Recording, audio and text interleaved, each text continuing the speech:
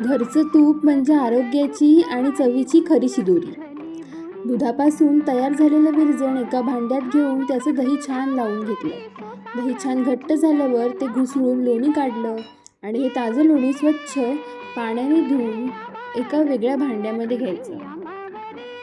हे 2 ते 3 पाण्यामध्ये स्वच्छ धुवायचं आणि मंद आचेवर लोणी हळूहळू वितळू द्यायचं. थोड्याच वेळात त्यातून मस्त सुगंध दरवळेल आणि सोनेरी रंगाचं तूप तयार होईल.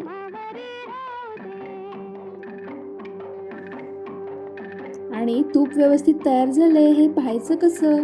तर त्यात 2 थेंब पाणी टाकायचं आणि जर का ते मस्त तडतड उडू लागलं तर समजायचं आपलं तूप तयार आहे.